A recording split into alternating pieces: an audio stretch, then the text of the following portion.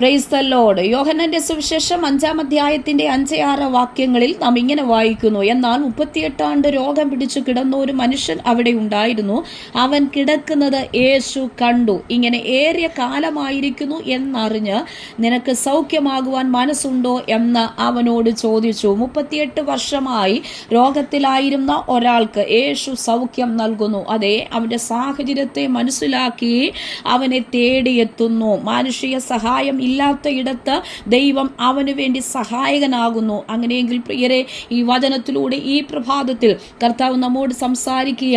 നമ്മുടെ അവസ്ഥകളെ അറിഞ്ഞ് നമ്മെ തേടിയെത്തുന്ന ദൈവം, നമ്മുടെ സാഹചര്യങ്ങളെ മനസ്സിലാക്കി നമുക്ക് വേണ്ടി പ്രവർത്തിക്കുന്ന ഒരു ദൈവം, മാനുഷികമായ സഹായം ഇല്ലാത്ത ഇടത്ത്, മനസ്സാക്ഷികളില്ലാത്ത ഇടത്ത് നമുക്ക് വേണ്ടി ഇടപെട്ട് ആമേൻ ബുദ്ധിക്ക് അതീതമായി നിൽക്കുന്ന ആമേൻ ദൈവികമായ ശക്തിയിലും അധികാരത്തിലും നമുക്ക് വേണ്ടി പ്രവർത്തിക്കുന്ന ഒരു ദൈവമുണ്ട്. നമ്മുടെ കഷ്ടതകളെല്ലാം അറിയുന്നവനാണ് നമ്മുടെ ദൈവം. അതെ, ദൈവത്തിൻ്റെ കരുണയും സ്നേഹവും എല്ലാം ആമേൻ വലിയ നിയമങ്ങൾ മുൻപിൽ അവന് ചുറ്റും നിൽക്കുമ്പോൾ ആ നിയമങ്ങളെല്ലാം മാറ്റിക്കൊണ്ട് കർത്താവിൻ്റെ കരുണ, കർത്താവിൻ്റെ സ്നേഹമെല്ലാം അവൻ്റെ ജീവിതത്തിന് വിടുതലായി തീർന്നുവെങ്കിൽ പ്രിയരെ, ഈ വചനവുമായി കർത്താവ് നമ്മോട് സംസാരിക്കുന്നു. നമ്മുടെ ജീവിതത്തിൻ്റെ സമസ്ത മേഖലകളിലേക്കും ഇറങ്ങി നമ്മെ രക്ഷിച്ച്, നമ്മെ വിടുവിച്ച്, നമ്മുടെ രോഗക്കിടക്കുകളെ മാറ്റി, നമ്മുടെ ആമേൻ സ്തോത്ര സകല പ്രശ്നങ്ങൾക്കും പരിഹാരങ്ങളെ നൽകി നമുക്ക് വേണ്ടി പ്രവർത്തിക്കുന്ന ഒരു ദൈവമുണ്ട്. ആകയാൽ വിശ്വസിച്ച് മുന്നേറുക, കർത്താവിൽ ആശ്രയിക്കുക.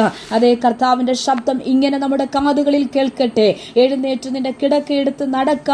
ഉടനെ മനുഷ്യൻ സൗഖ്യമായി കിടക്കയെടുത്ത് നടന്നു. അങ്ങനെയെങ്കിൽ അതേ, കർത്താവിൻ്റെ ശബ്ദം വിടുതലിൻ്റെ, ഉദ്ധരിക്കുന്ന ആമെ ദൈവപ്രവൃത്തിയുടെ ഒക്കെ ആമെ സ്തോത്രം അടയാളങ്ങളായി ഈ ജീവിതത്തിൽ, നമ്മുടെ ജീവിതത്തിൽ കർത്താവ് വലിയ ചെയ്യട്ടെ. വിശ്വസിക്കുക, ദൈവത്തിൽ ആശ്രയിക്കുക. ഈ വചനങ്ങളാൽ കർത്താവ് എല്ലാവരെയും അനുഗ്രഹിക്കട്ടെ.